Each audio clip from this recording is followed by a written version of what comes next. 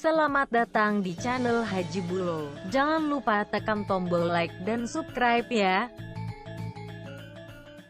Nah, sekarang alhamdulillah Bapak Ibu saudara-saudara sekalian, kita memasuki gedung baru. Terutama pegawai BRI. Nah, sekarang bagaimana cara menyikapinya? Kan ada itu pemberian Allah, kita tidak mau, tapi nak kasih ki. Apa itu? COVID-19. Bagus nama-nama pamalak-malak. Iya toh? Tidak ada orang mau kena COVID. Tidak ada orang mau kena ini. Seperti sekarang ini wabah. Tapi Allah kasih. Nah, itu disebut musibah. Tidak ada orang mau bangkrut. Allah kasih. Musibah. Tidak ada orang mau di PHK. Musibah. Tidak ada orang mau cerai. Musibah. Allah kasih. Musibah namanya. Bagaimana cara menyikapi musibah? Alladzi isa asabatum musibah qalu inna lillahi wa inna ilaihi raji'un. Itu saja, inna lillahi wa inna ilaihi raji'un. Tiba-tiba meninggal suami, ya Allah kenapa suamiku dulu meninggal, ya Allah kenapa bukan tetanggaku dulu. Anda boleh bilang begitu. Meninggal ucapan hanya satu, inna lillahi wa inna ilaihi raji'un. Nah itu. Yang kedua, ada pemberian Allah, memang kita mau. Saya mau punya mobil, Allah kabulkan. Taufik namanya. Ya, kita mau punya gedung baru, berwibawa, nyaman bekerjanya. Alhamdulillah Allah kabulkan. Itu namanya nikmat. Nah, berkaitan dengan nikmat, bagaimana sikap kita? 2J. Pertama, bertasyakur. Apa itu bertasyakur? Dengan mengucapkan hamdalah. Alhamdulillahi rabbil alamin. Itu masuk gedung baru. Alhamdulillahi rabbil alamin. Cuma ucapkan secara fasih dan ikhlas serta kasih dengar sedikit telinga. Kan biasa orang ucapkan hamdalah tidak jelas. Masuk tahu gedung baru. Alhamdulillah. Apa itu artinya? Tahu anak istri baru. Alhamdulillah. Apa itu artinya bos? Pada cengi cikan nih. Alhamdulillahi rabbil alamin. Kasih dengar telinga. Coba makin lihat bedek di masjid. Sama-sama subhanallah dibaca. Sama-sama 33. Sama-sama mulainya. Saya biasa baru 11, dia sampai 33. Karena bilang saja 9. Dula. Apa itu dula? Pada cehi bos. Yang bagus cara pengucapannya. Alhamdulillahi rabbil alamin. Segala puji bagi Allah seluruh sekalian alam. Satu, mengucapkan hamdalah. Yang kedua, sujud syukur.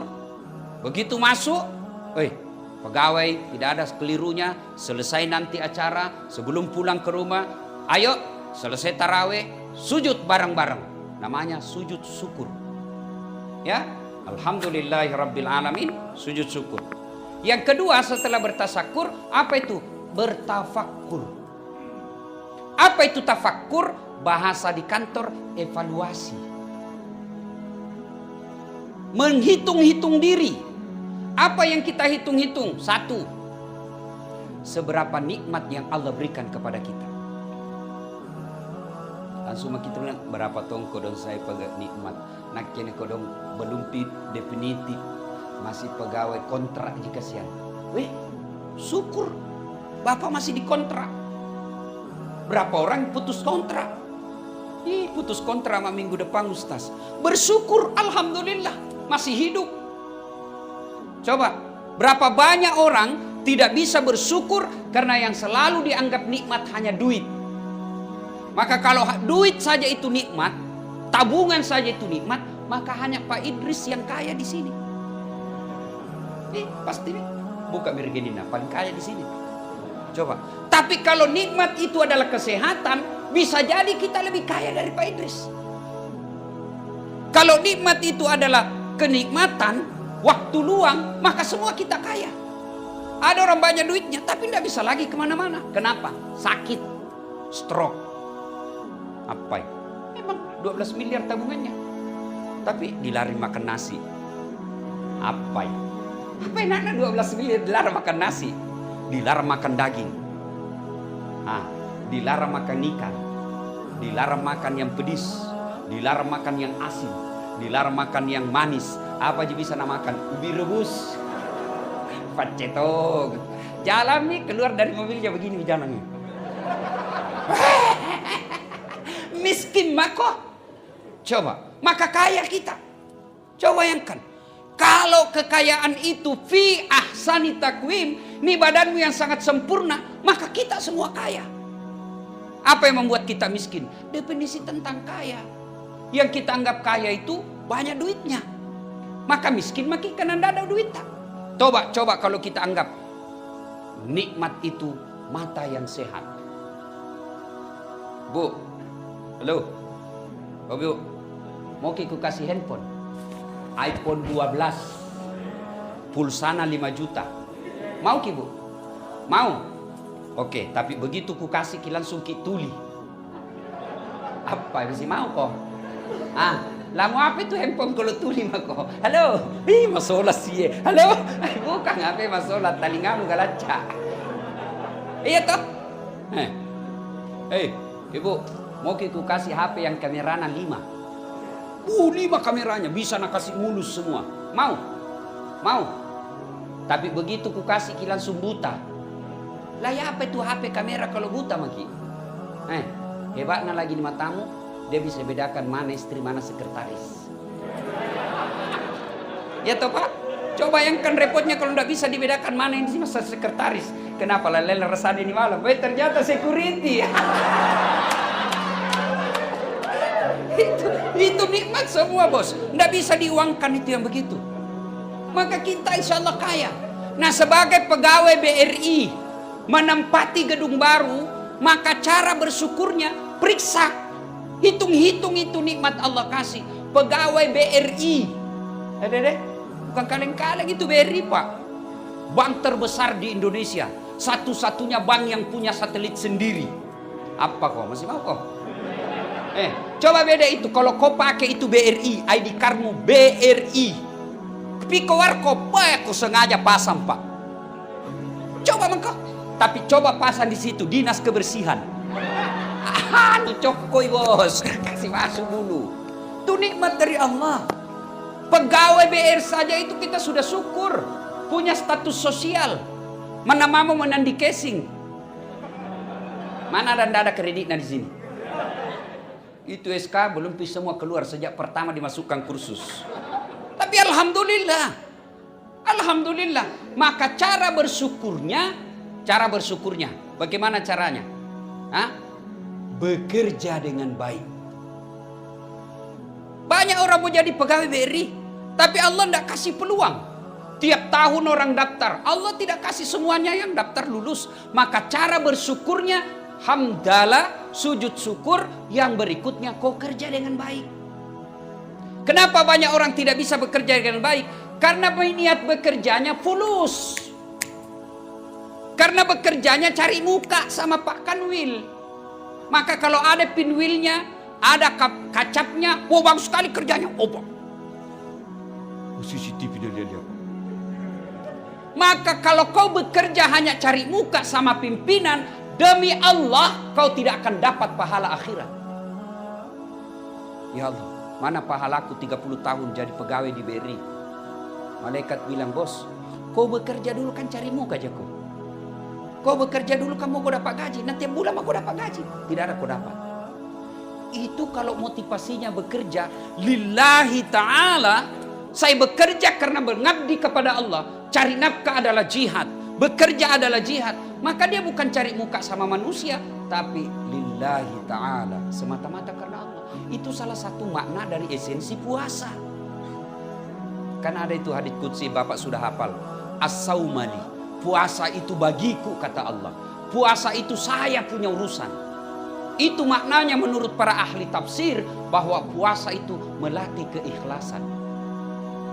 Ada enggak orang puasa bisa sukses puasa kalau tidak ikhlas? Tidak bisa Pak. Coba kalau Bapak di dalam ruangan, tidak ada lihat ada makanan. Bapak makan atau tidak?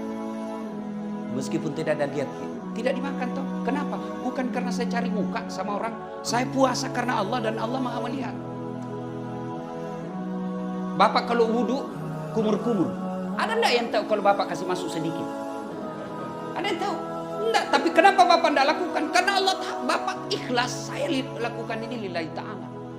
Kecuali ada mahasiswa aku bertanya, Ustaz, saji itu kalau tadi ke kumur-kumur wudhu batal li. Kenapa bisa Ustaz? 3 kali kuliah aku kasih masuk 1 je keluar. Ya, jadi bekerja. Nah tadi itu saya di tangga apa kan namanya itu yang naik turun tadi situ. Kalau itu semua pegawai BRI terapkan Pak, aman ini kantor. Yang pertama integritas. Oh itu kalau bicara integritas Pak, ini makna puasa.